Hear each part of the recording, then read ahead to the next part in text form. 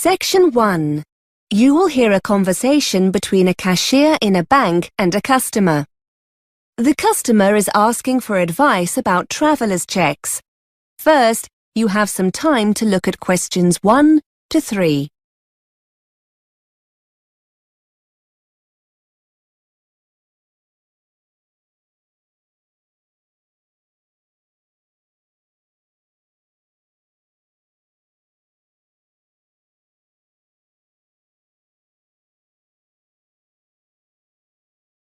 Now we shall begin.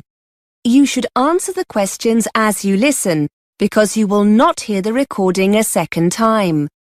Listen carefully and answer questions 1 to 3. Good morning. How can I help you? Yes, hello. I'm going away on holiday next month and I was wondering if you could give me some advice about traveller's checks. Yes, of course. Where are you off to? Anywhere nice? To France, to Paris for a week. Oh, lovely. So how many checks would you like to order? Well, before I do, are they the best option, traveller's checks? Well, they're certainly safer than taking cash. If they get lost or stolen, they can be replaced, usually within 24 hours. It's a good idea to have a small amount of cash, though, for snacks and taxis, that sort of thing. Yes, that's what I was thinking. What about my credit card? Are there any charges for using it abroad? No, it's debit cards that get charged for ATM withdrawals, not credit cards. And remember, anything you buy with the card might be covered by insurance. So if something you buy turns out to be faulty or...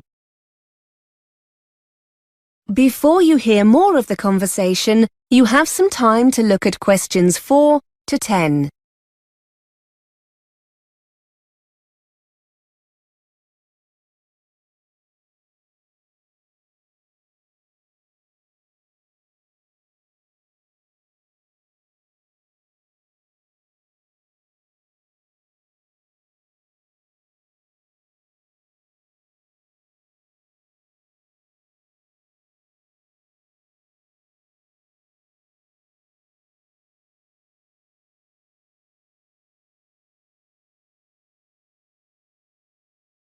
Now listen and answer questions 4 to 10.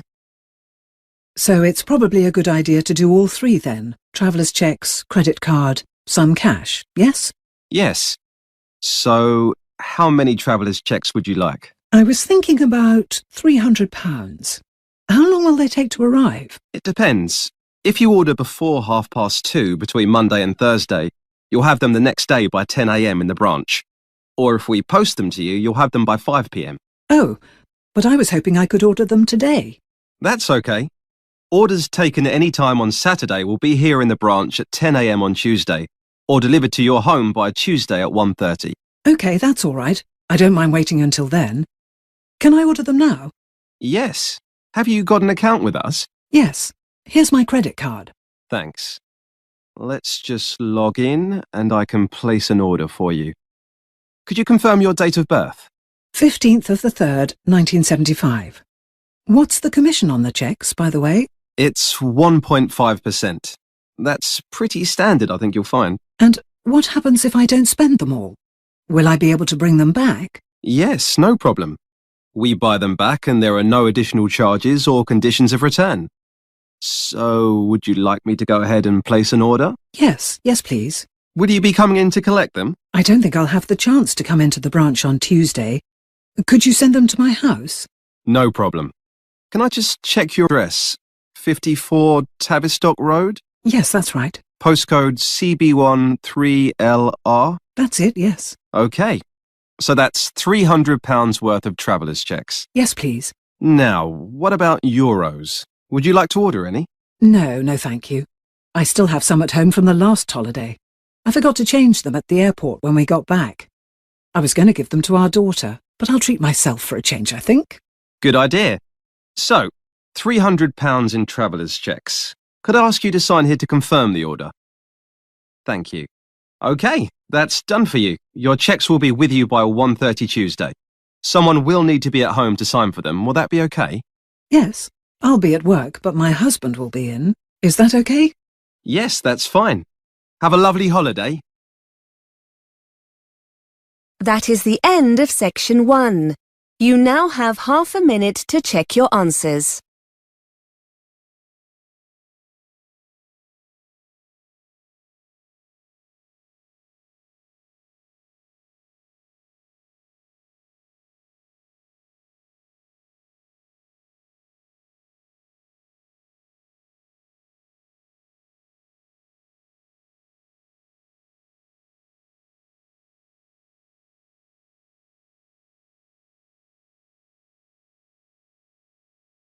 Now turn to Section 2.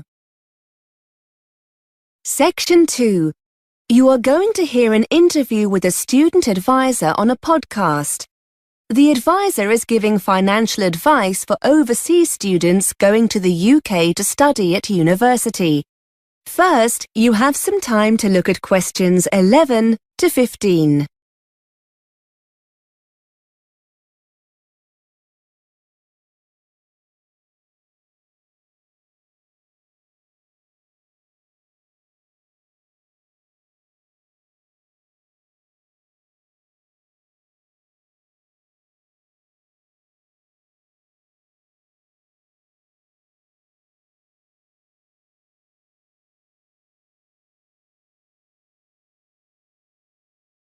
Now listen and answer questions 11 to 15. Welcome to our monthly podcast for overseas students planning to study in the UK. This month we're looking at how to make your money last longer while studying here. And to help us find some bargains, I have Jenny Lubeck from the Student Union. Jenny, students are renowned for being hard up, but there are lots of savings to be made, aren't there? Well, as soon as students start their course at university or college, they'll be able to buy their NUS Extra card. This will enable them to get a wide range of discounts on essentials like books, clothes and eating out. The card only costs about £12 for 1 year, and for about the same amount you can include an ISIC card. The ISIC is an internationally recognised discount card for full-time students. Discount offerings vary and usually include things like travel, guidebooks, music, eating out, that kind of thing. Students are told all about this when they start their studies, but if your listeners want to find out more about these cards before they arrive, I've put some details of websites on the podcast page. Now, travel costs can mount up for students, can't they? I know the ISIC card is useful here, but are there any other things students should be aware of? Understandably, lots of overseas students like to take the opportunity to travel around the country whilst they're in the UK, and for this reason, I'd strongly recommend they invest in a young person's rail card. To be eligible, you need to be between 16 and 25. Mature students over the age of 25 can also apply, so long as they're in full-time education. You can buy a 1-year or 3-year card, and it gives you a third off rail journeys across the UK. The card also gives you access to competitions and things like theatre discounts and holiday offers. At the moment, a 1-year card costs £28 and it's £65 for a 3-year card. Before you hear more of the interview, you have some time to look at questions 16 to 20.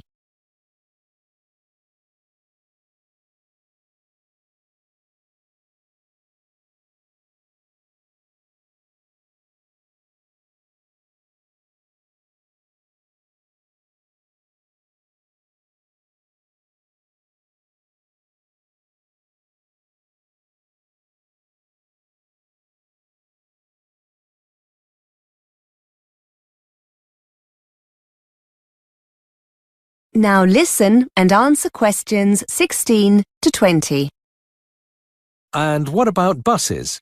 As well as the rail card, it's also more than likely the local bus operators will offer discounted bus travel with their own travel cards. These aren't aimed specifically at students, but can still save you a lot of money if you use the buses regularly. You can usually get these cards for a week, a month, a term, or a whole year, with bigger savings the longer the period. Another advantage of these cards is that, as well as making it cheaper to commute to and from university, you'll also find them very handy free transport whenever you need to do some shopping or visit friends in your area. Are there any cultural things that students coming to the UK might not be aware of that can save them money? Some overseas students are surprised by the amount of recycling that goes on in the UK, and much money can be saved in the process. There'll be a roaring trade in used course books in the Student Union on campus. Lots of students who were on the same course as you the year before will be selling their books at the end of their course, They'll be a lot cheaper than buying them new. Off campus, you'll find lots of charity shops in your local town centre with a good selection of novels, and you'll often get some really nice clothes, CDs and DVDs that people have donated, and all at very cheap prices. Of course, shopping in this way means you're contributing to a worthwhile cause as well. And check your local paper frequently for car boot sales. Car boot sales are a very British style of market, where private individuals come together to sell home and garden goods. In fact, they're a great way of recycling some of your own unwanted stuff and can help you make some money in the process. Finally, there are websites and mailing lists where local people offer up items they no longer want for free, as long as you agree to collect them. That is the end of section 2. You now have half a minute to check your answers.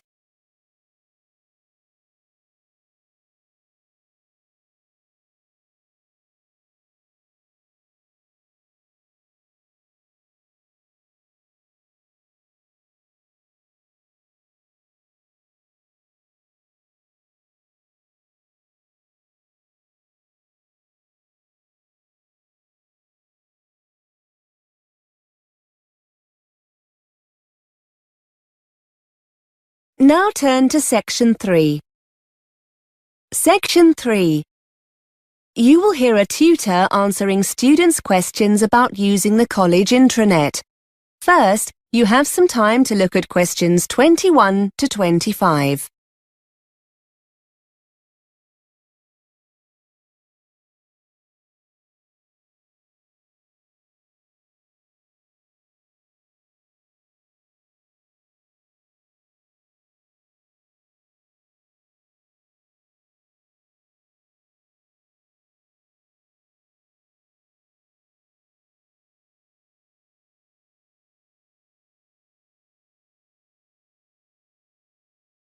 Now listen and answer questions 21 to 25. Hi everyone. I know you have lots of questions about the college intranet. My inbox is full of messages. I thought it would be quicker and more useful to come in and talk to you rather than respond to all the messages. I'm happy to answer, or try and answer, any questions you have about how to use it when we'll be making things available online. I'm the ICT champion for the department, so hopefully I'll be able to help. Yes, Mark, fire away. Can you tell us when the assignments are going to be put online? If you're talking about your second assignment, that should be on already. I uploaded it last Monday. Wait a minute, let me check the schedule. Here we are. No, tell a lie. It was the following day, the 14th. Tuesday, the 14th of October. Have you logged into the intranet yet? No. If the assignment's there, I'll download it after we've finished. Are you putting all the assignments up? Yes, I've been waiting for your subject tutors to email them to me. As soon as I have them all, I'll put them online. There's a deadline of the 24th of November. All course assignments need to be online by then. That's college policy for all staff, so they'll be there then for sure. Will there be anything else? Timetables, trip information, that kind of thing? Only there wasn't much online for our course last term. I know, but we're making more of an effort this time. We'll be releasing your marks for the first assignment soon. That'll be the 17th of November. You'll find them in your My Grades area. Again, the timetables are already there, Mark. You need to log in. I made these available at the beginning of term in September. According to the schedule here, the booking forms, for those who want to go on the Belgium trip, will be available next week on the 29th of October. So don't forget to check then. You need to get these back to us quickly if you want to go. The trip's coming up soon, isn't it? Let's see. Yes, the 19th of November. Now remember, there are lots of learning materials on the intranet as well. Quizzes, web links. Before you hear more of the conversation, you have some time to look at questions 26 to 30.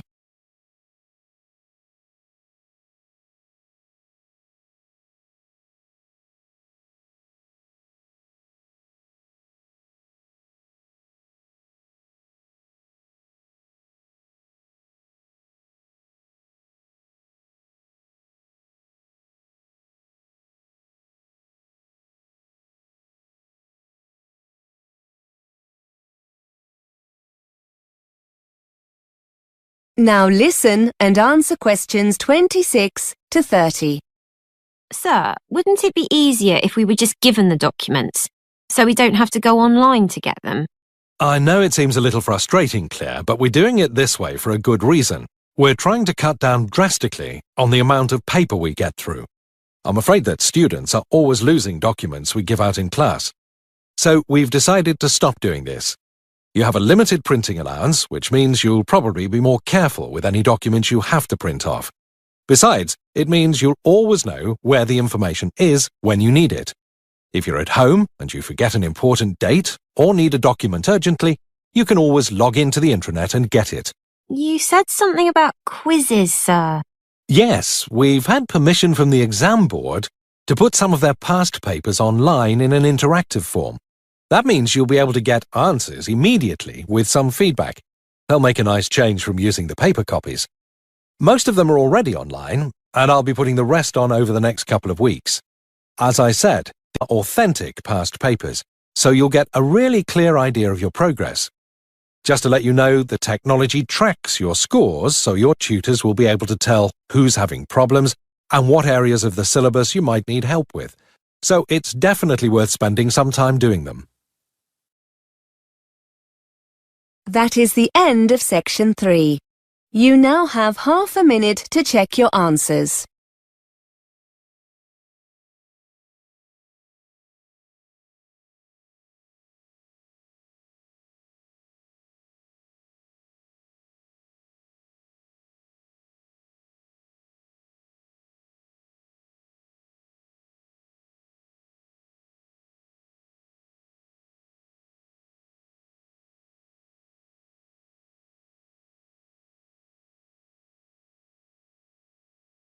Now turn to section 4. Section 4. You are going to hear a tutor giving a lecture on the subject of obesity. First, you have some time to look at questions 31 to 34.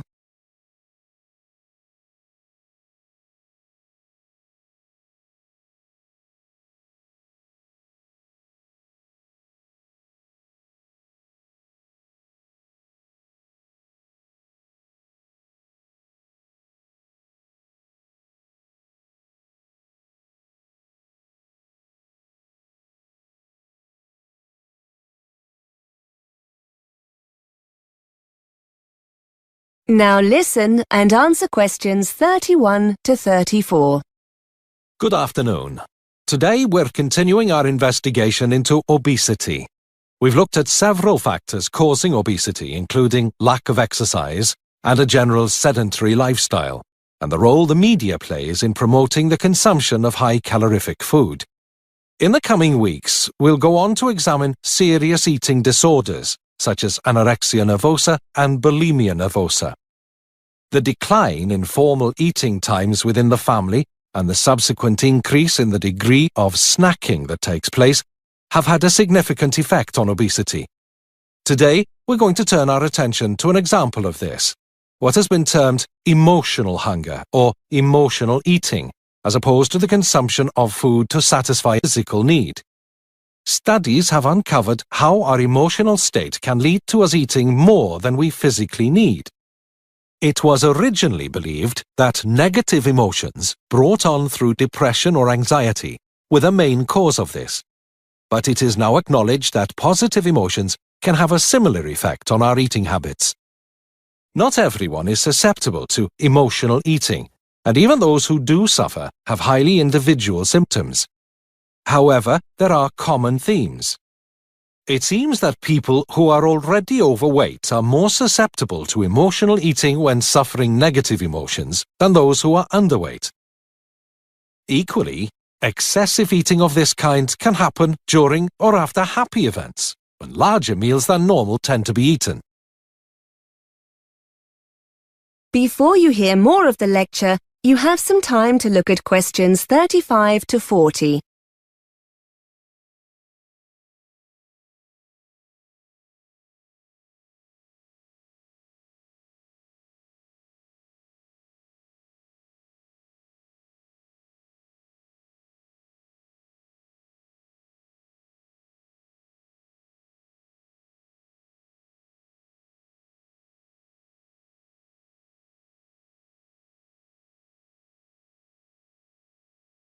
Now listen and answer questions 35 to 40. So, what are the signs that someone is eating to satisfy an emotional stimulus? Well, there are several differences between emotional and physical hunger. Those experiencing emotional hunger will feel the urge to eat all of a sudden. This compares to the gradual sensation of hunger that occurs with a physical stimulus. Interestingly, and I'm sure many of you will recognize this, when you're eating to satisfy an emotional need for food, the craving will often be for a specific item, like a pizza or something sweet like ice cream. In this kind of situation, nothing else will really satisfy the craving. When the urge to eat is driven by a physical need, you're far less bothered about what you eat. Emotional hunger makes the individual feel the craving must be satisfied immediately by whatever the specific kind of food is. I'm sure we've all experienced that feeling. I must have some chocolate now. In contrast, the need to satisfy sensations of physical hunger seems less urgent. Emotional eaters will carry on eating even when they're full. A person eating to satisfy a physical hunger will be more likely to stop. Finally, and probably not surprisingly, feelings of guilt often follow emotional eating, but not when eating normally. This has serious consequences for those working with patients suffering with obesity. One way to deal with this is to educate sufferers into understanding the different symptoms of physical and emotional hunger, and to try to help them identify the pressure points during a typical day when daily stresses occur. Being conscious of one's eating habits is the first step in dealing with the problem. That is the end of section 4. You now have half a minute to check your answers.